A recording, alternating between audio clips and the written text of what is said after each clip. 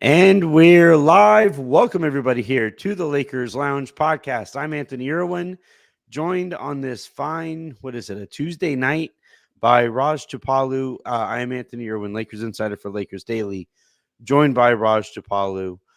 Before he actually hops on his other show, Lakers Detail, which he's going to do with Vinay. I don't know Vinay's last name.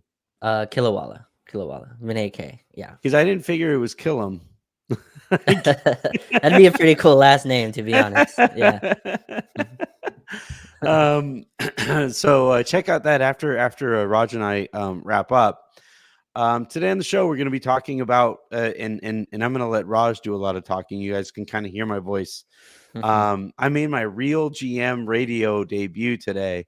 A show that I came up in this industry. I'm like an oddly petty guy. And there's like some platforms that I've always felt like I feel like I could probably guest on that. I feel like I've reached that point in my career. Real GM was finally one of those opportunities. I did that today. And for my debut, I sounded like I had just chewed on a whole bunch of rocks. So, that's out there in the ether somewhere as well. So today on the show, though, we're going to be talking about the Lakers' first day at camp. We get basketball to talk about. I'm actually thrilled, Raj, excited to talk about basketball because it means that I don't have to spend as much time whining and going on and on and on about how bad Rob Pelinka has fumbled all of this stuff. We got some interesting takeaways from the first day of camp. We have some interesting takeaways from media day that I'm gonna, we might get to as well. And your boy JHS apparently played well. He's the greatest first day of camp player of all time. All right, man. All right. Yeah. No, I'm glad he made the rundown at least today. So he made today's rundown, which I'm excited about. Yeah, there he is, right there, JHS. If we get to him, man, that would be a great bit. Oh no, that would be really. No. I have so much. No.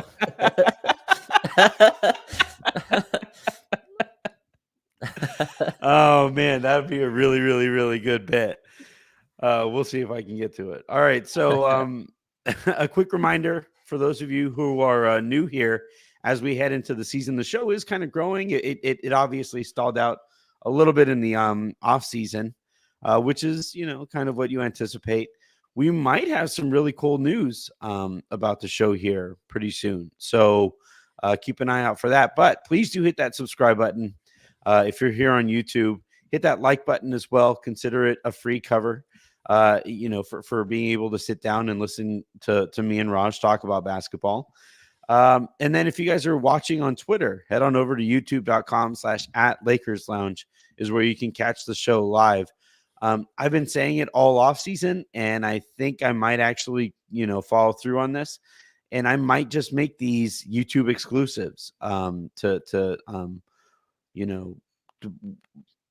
again, Twitter doesn't monetize any of their videos, so having you guys watch on Twitter doesn't really do us any good. So we'll hit that subscribe button there. Let's keep this thing growing and going in the right direction. And then if you guys are listening, obviously in the morning in podcast form, please do hit that subscribe button wherever it is that you get your podcasts, preferably on Odyssey. All right, with all of that out of the way, Raj. The first day of training camp comes and goes, and I think by far the biggest news to come out of it is that Jalen Hood-Schifino is there. That's great news. It's really good. No, it's that JJ Redick wants to go with a 9-man rotation this season.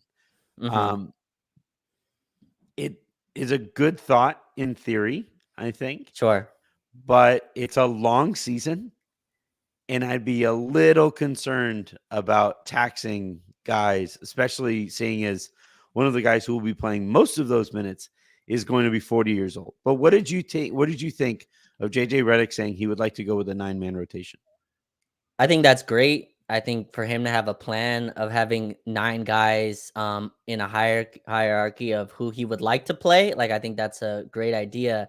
I just think in reality, number one, we are still so far away from even the regular season starting, right? Preseason is all about finding what lineups mesh.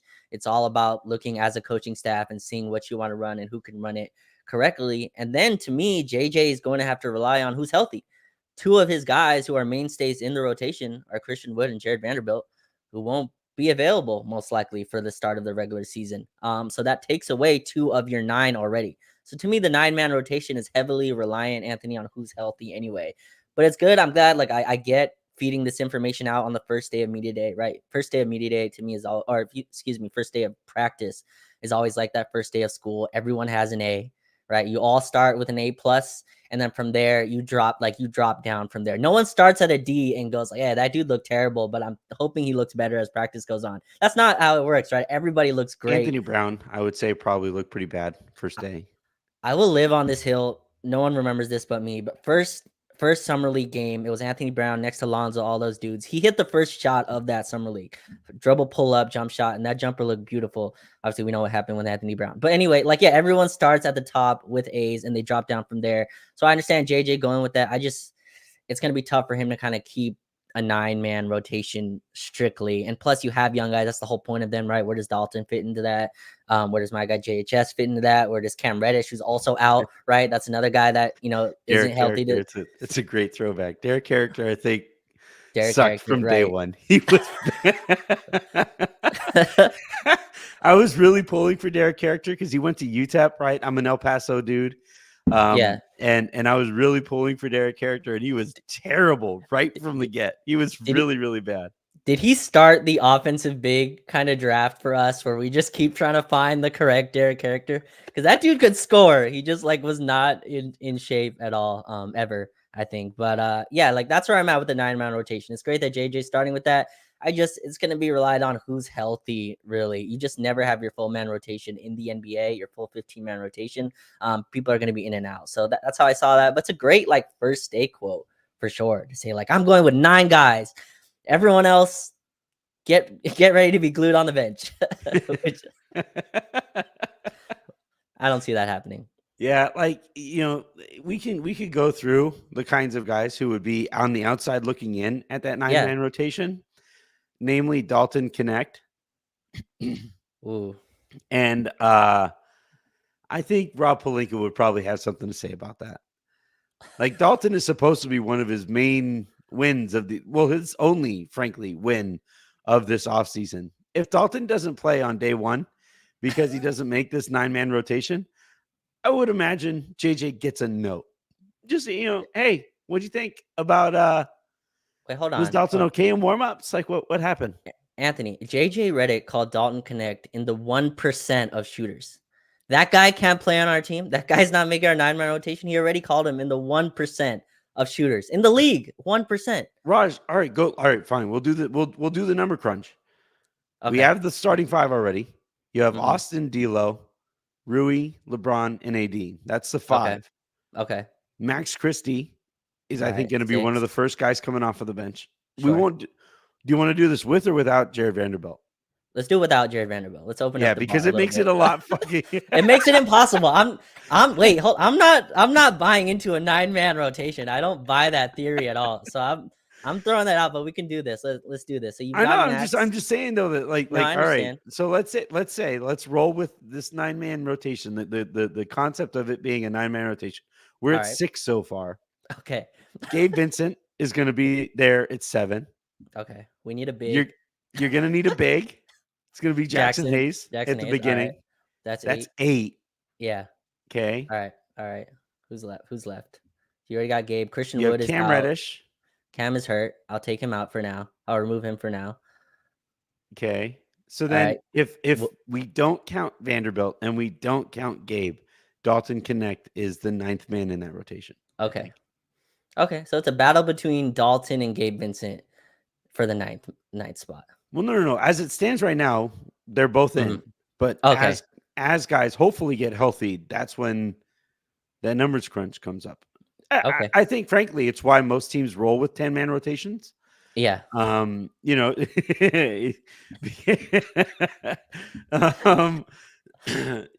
because mathematically, you want to be able to have an all bench lineup out there, or at least most bench lineup out there. Right. I get it with the Lakers because it's such a top heavy roster.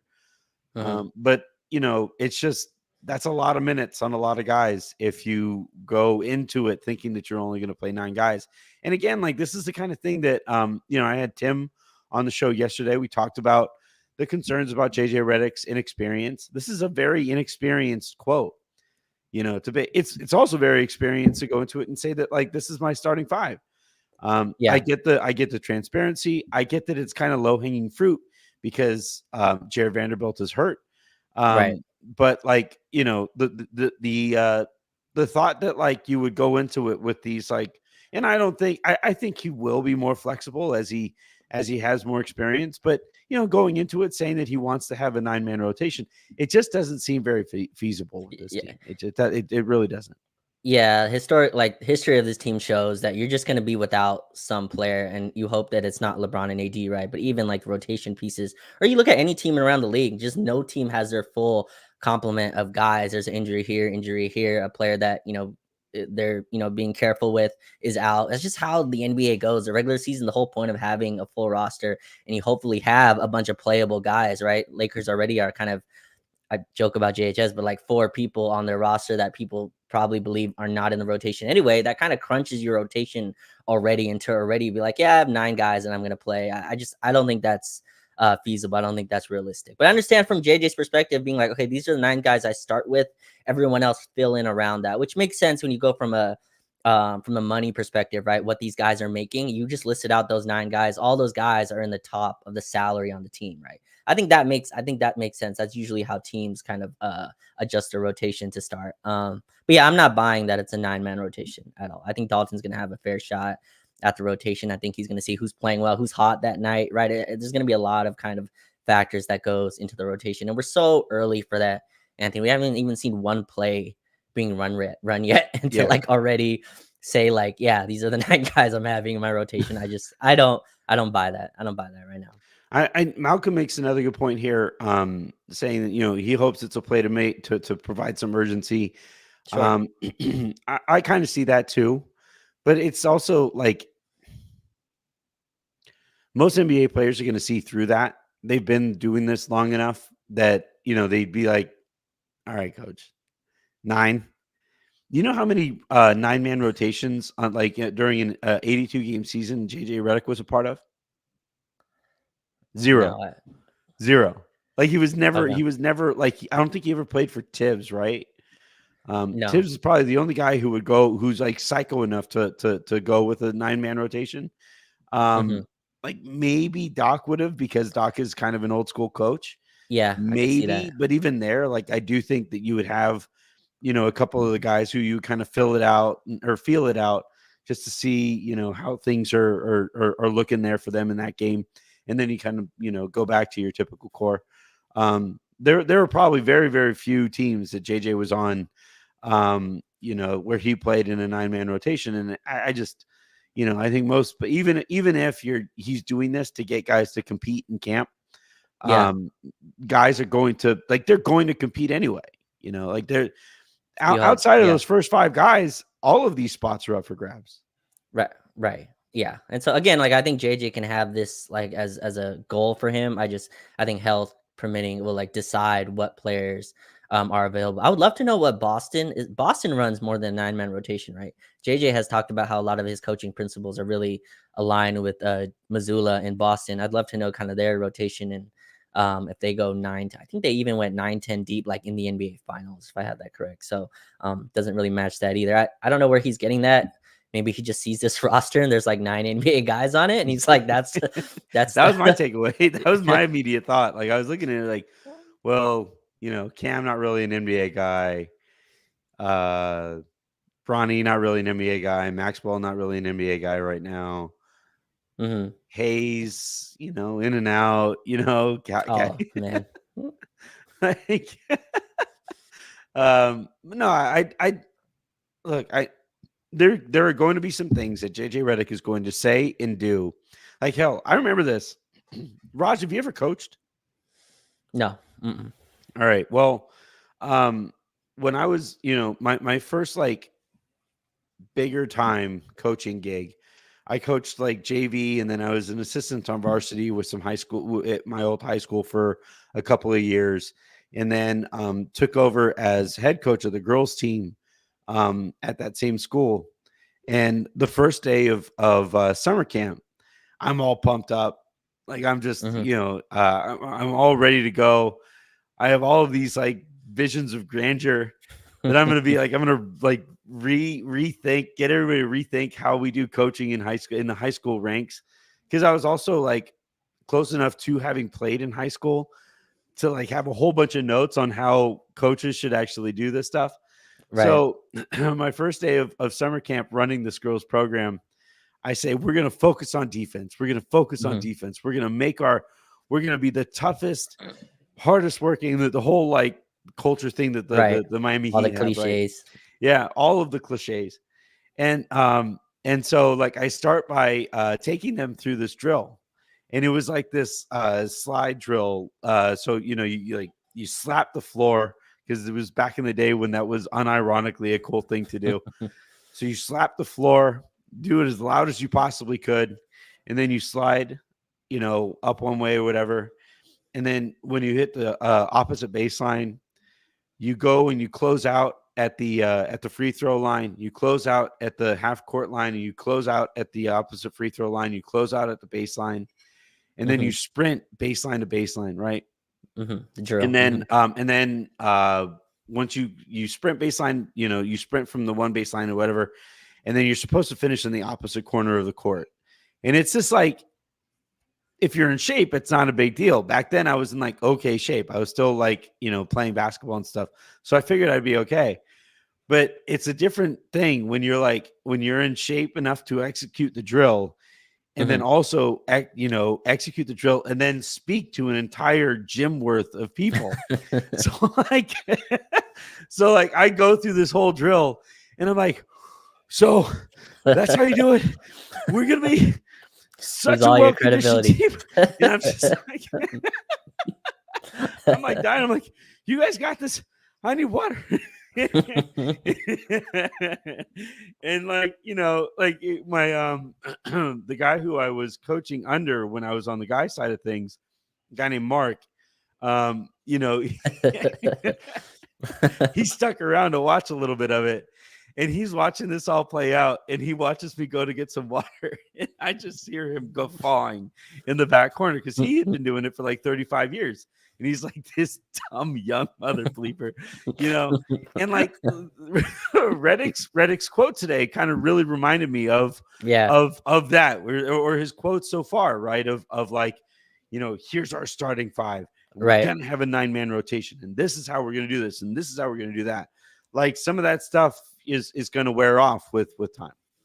For sure. Right? It reminds me of again, I don't watch, I forgot, Mike Tyson is a boxer, right? But like he has a quote that's like one of my favorite quotes.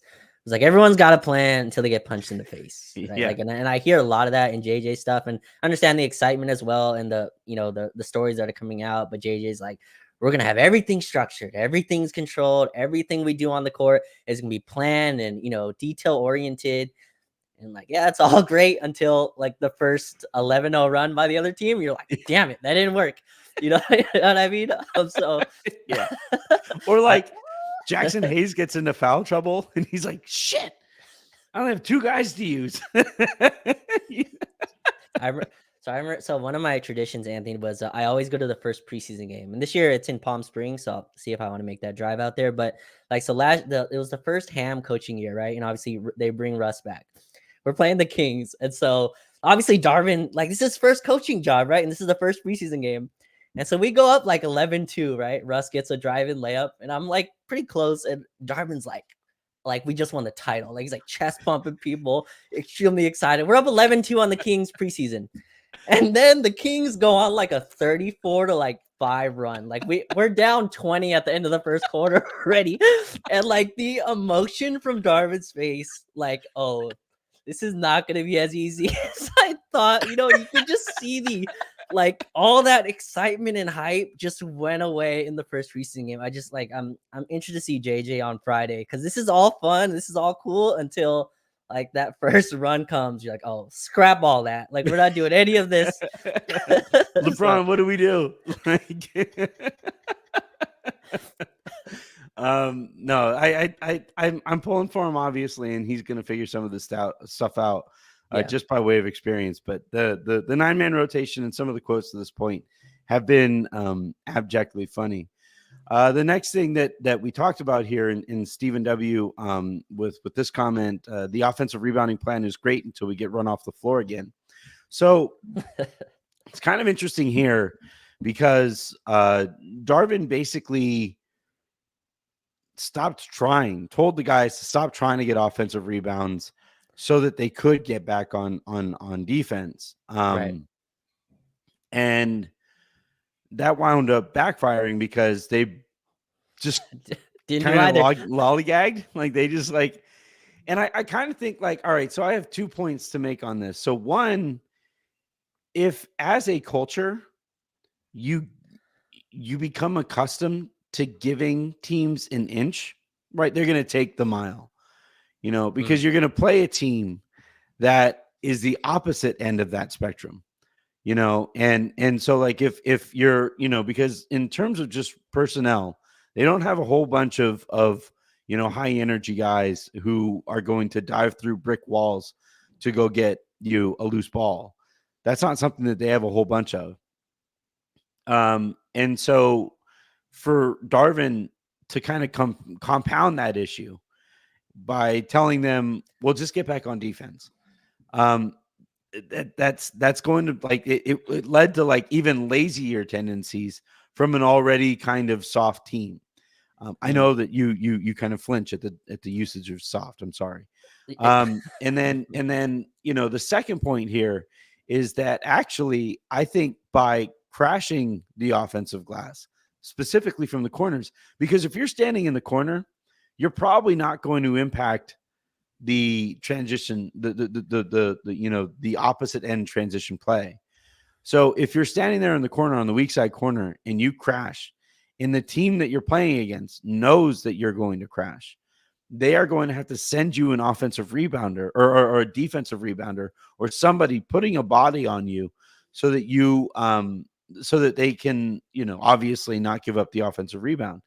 And that one player that they keep back to do that is usually enough statistically to really throw teams out of whack with what they're trying to do on transition offense. So, like that's why I've been really excited about, like, for a variety of reasons, but this one, because it came up again today, the transition defense. This is something I'm really excited about because this is a way to, kill 2 birds with 1 stone.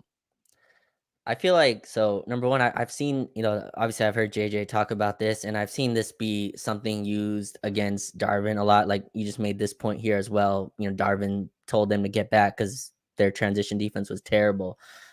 We still have a hard time kind of articulating what, good defense is. I think defense is quickly thrown into the effort bucket. But transition defense, it's all about kind of lining up correctly, right? And I think I understand crashing from the glass, but the guy that can't crash, sadly, on this team is Anthony Davis. Like that's the conundrum they're in, right? Because whenever AD crashes and he doesn't get the offensive rebound, your rim protection on the other end is Rui and LeBron, and regular season LeBron and Rui Hachimura. And I think that's where teams murder us. And teams scout this. Denver, number one, they do this the best out of anyone. And it's the thing that we never countered for some reason. Obviously, bigs that can dribble give us the biggest issue. Sabonis does this to us a ton, right? I just mentioned Jokic as well. Like these are bigs that can handle. They destroy us because 80 goes for the offensive glass, and this is scouted. They bring Aaron Gordon and Jokic. They scout this. They get 2 guys to box out AD on those boards to box him out, and then they're out the other way. And that's something that's like a tough gray area to kind of line. I understand trying to increase our efficiency by having Rui or Max Christie crash, and I think they can do that. How good Rui is or how receptive he is for that being a role for him is something we have to see. But my biggest thing is like how much can JJ, I guess, get to AD and like get to the team and understand like, hey, if AD's crashing, then everyone has to be back. Everyone, like no one crashes the guy. And that's a tough line to walk when you see it. Like basketball is not on a spreadsheet. Like when you see a ball go up and you think you have a chance for it, like those kind of plays happen. But like that's where we got killed last year. Anthony, I don't know how I blame transition defense on Darvin Ham though. Like because I've seen this online. It's it's not like Darvin went in and was like had no plan for transition defense, right? It's tough for me to like put that he had no plan for transition defense. He just told Did them you get hear the back. quotes from media Yeah, day? I heard them, but like this isn't like I know we joke about Darvin, but like this is an actual NBA coach. I understand like he wasn't great in his role, but like he just was like telling them he had no plan for transition defense at all. He just said get back He had and no plan figure it in out. general, Raj. Okay, but transition defense is like that's a universal kind of thing that every team has to deal with, right? Like every team has Yeah, but rules like in if transition. all you're basically doing is like, all right, get back on defense, like, and that's like the extent of your organization on defense, or, transition defense, that's way less than what other teams are doing on transition offense. Like Uh, Darvin's problem always, um, like Rob told us what Darvin's problems were, right? By saying he wanted a grinder, by saying he wanted a nerd, a sicko, all of those things. He wanted somebody hyper organized, hyper prepared, all of those things. Essentially, if you say that on the heels of firing your coach, you're basically saying that the coach was not those things, right? And so for Darvin, like if he was unorganized elsewhere, mhm. there's probably a really good chance he was unorganized in this area, especially relative to like what other teams are expected to do on either side of the ball on transition. Yeah, yeah, I could. I mean, I understand. I'm not saying he was like And also schematic. like the margin for error on transition stuff, especially transition defense, is zero. Like the Lakers they've probably had one of the better half court defenses in the league the entirety of the time that they've had Anthony Davis, because he's a giant It's margin for schemed. Yeah, error presence.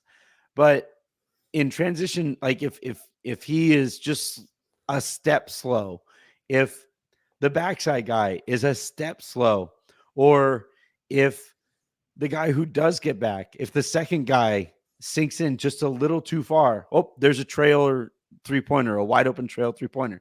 Like the margin for error on transition defense is zero. And I think just generally speaking, having guys crash from the corners on offensive rebounding, it's a margin, like it adds margin to it, various aspects. And this is where I think because you mentioned how like Anthony Davis is the guy that you want crashing, and I get that. That's a good point. You want him involved on the offensive rebounding too. But if you're crashing from the weak side and you're playing a team that isn't prepared for that, and guys like Rui, guys like Max, guys like Vando, whenever he's healthy, guys like Cam get a full running head start, a nice little runway to get all the way to the basket and attack the rebound that way. It essentially becomes Anthony Davis athletically in terms of like what those guys are able to do, the heights that they're able to reach because they have a whole runway to get off of the ground. Now, what they do when they get the ball is where things get, that's very different than Anthony Davis getting an offensive rebound. But just getting a possession there, and I think just as importantly, forcing these opposing teams to keep somebody back there on the baseline, and focused on there, that opens up the margin for error as your team is getting back on defense. yeah. I mean, also like shot selection is a big part of this too. Not taking wild shots, right? Long shots or long rebounds, all that stuff goes big. I think Yeah. Lakers' fundamental issue is that during the regular season, even if like and D'Lo, I thought this was interesting. I combined these two things. Anthony D'Lo apologized, like did a full on apology of, hey, I should have been better last year. I should have been more focused on defense. And look, I agree with that. I think D'Lo's had a lot of possessions where he just takes off because he's so silky smooth on offense. But like even if D'Lo gets back, it's a mismatch, right? If there's a big switch on, and if Austin gets back, it's a mismatch, which is why I think AD and LeBron being engaged and LeBron bringing up transition defense, like let's be real, like LeBron has to get back. Like how can JJ go to LeBron and be like, is LeBron going to run back now because JJ is the coach? Like I don't know the answers to these questions, but like obviously LeBron obviously did not like Darvin's transition defense principles at all either, which is very interesting to hear. But yeah, LeBron has to get back and he has to be super involved on the defensive end. And maybe these offensive players can kind of lower his load on that end. But that's why I think like the AD thing, especially against teams that have bigs that can dribble. And like almost every team has like a big forward that can bring the ball up. And Lakers get murdered by these teams. Like Sacramento beats us by like 20 every time. Denver obviously does this to us a ton. Like those are the teams where like I think you have to have a plan. I like Max crashing. I like Rui crashing. I think that's smart. It's really copying what Boston does, right? Boston crashes from the corners. They've got the numbers and like what percentage of the shots actually fall between the wing and the corner and kind of doing the math there. But yeah, I just transition defense to me is like one of the most effort parts of the game. And I think like a team that's already, undersized and a 40-year-old LeBron, like, am I going into this team, Anthony, expecting us to be good in transition defense? I'll be honest, no. I don't. No. Yeah. No. So I got to look up what number we were at last year, especially after the lineup change. But I think it's a great. Again, I like that JJ's all structured and organized. But yeah, I think transition defense is going to be something that I have to kind of see before I kind of believe it's going to be different from last year. Yeah, and I think where we would agree, or where I think most people would agree, is that it's refreshing to at least acknowledge some of the real weaknesses in last year's team. And transition defense was a major one. And if like Darvin was still the coach, not saying he would be, but like if Darvin was still the coach, would he, specifically be mentioning this as something that they need to focus on? And that's like, that's always the nice thing about bringing a new coach in, right? And trying to instill a new culture is that you do get to hit that reset button and you get to be hyper aware of the shortcomings from the previous season. And this was a major one. Final thing here from camp, Max Christie apparently played really well. Mm-hmm. And Jalen Hood-Schifino apparently played really, really well. Mm-hmm. Didn't one thing I was kind of looking for from camp that I didn't get any clarity on was whether Christian Coloco was available. It doesn't appear that he was. So that's something to keep an eye on too. Raj, when you saw that Jalen Hood-Schifino was acquitting himself well, did you just start levitating? How'd that go down? So I'm gonna start with this because I was really I don't remember the report. Oh man, you know what? That's so crazy. This is the end of the show. That's man. All right, I will go solo, Anthony. I will go solo and just and continue on. I'll run my capella. No, I was a little sad because like so JHS and Maxwell Lewis were on the podium for media day, and someone asked JHS about the video that that I posted of him shooting corner threes, and they're like, "Did you change your shot?" And like, I don't think Jalen really liked that question at all. So I'm glad, like, not that he didn't answer it any wrong way. I'm sure he didn't want to hear like, yeah, I changed my shot or something. He was just like, yeah, I was just working on my drills. So, no, I'm glad to hear that he impressed.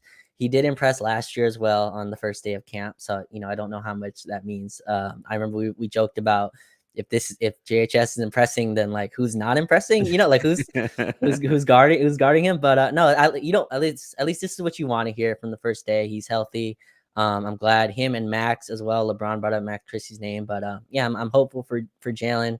We'll see if he plays in South Bay and if he has a chance at the rotation or whatever. But glad to hear like he's at least playing well. I think it's a good thing for the Lakers if their first round pick from a year ago turns some kind of corner. I think that's a positive. I think that's something everybody should be rooting for. And this was step one towards that. Everyone killed him on his jumper. You aren't rooting for it? I think people have moved way too far the other end. Like Anthony, I posted one drill of him shooting corner threes, and there were maybe like 3 people who were like, "Hey, it's going in." Like I was like, that was the extent of like positivity on that. Everyone else was like, "Oh man," like pausing it at weird angles, which I understand. It didn't look like a normal jump shot. Looked great. I didn't like what I saw. No, for sure. But I'm glad he looks good in camp. Let me ask you. I wanted to ask you this: from 1 to like LeBron predicting the Kobe 81, like how much do you believe this report that like Jalen impressed in camp? How much are you like buying this stock? is 1 to 81. 1 to LeBron like predicting the 81 from like Okay, such an so outlandish that's 10. prediction. Okay, then okay. I'll say I believe it as much as LeBron saying that he knew when Bronny was 5 years old that, that he was special. That's as much as I would believe that. Okay. In that, like, I believe it. If I believe people were hoping that it would happen. But I don't. I need to see it a little bit before I'm willing to like be really excited about it. The other problem too is like we talked about. We went over the rotation numbers before. You know whose name we didn't say? Hmm. Oh, Jalen Uchihavino.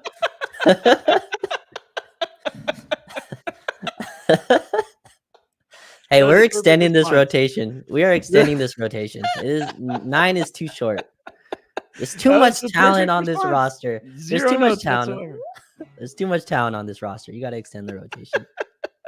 No, I'm the noise that you guys heard there. I'm finding the video that Raj posted of Jalen's shooting motion, just so he and I can look at it together. Why not? What could possibly go wrong here? Let's see. It's no, back up. There it is. All right, I'm going to add that to the library. We'll watch that together. But no, like I'm rooting for Jalen. I just legitimately don't see the path to minutes for him. Unless guys get hurt. You have D'Angelo Russell, you have Austin Reeves, you have Gabe Vincent, you have Max Christie. There's just I don't really see much of a path here for him. And I think it's going to be another developmental year, which is just going to piss off Lakers fans all the more. Yeah, I understand. So the other day I went back and watched when Jalen got drafted, right? Just to like listen to what Jay Billis said. Jay Billis is one of the big draft people on ESPN. And I think to your point, his path towards minutes for a lot of the players that ended this bench, honestly, this goes for Maxwell Lewis as well. I think this even goes for Max Christie. Like his path towards minutes is what he does on the defensive end, right? Like the advantage he has over our guards. He's a 6'5" long guard, supposed to have some athletic tools. Not like a super athlete in terms of jump, but has length, 6'11" wingspan. Like that's his like path. Had a bunch of steals in college.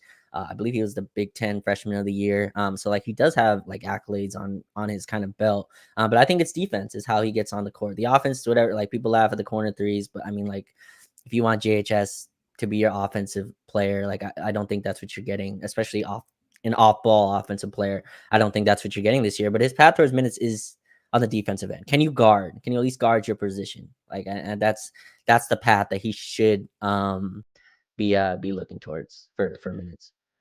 Yeah, it probably isn't this shot.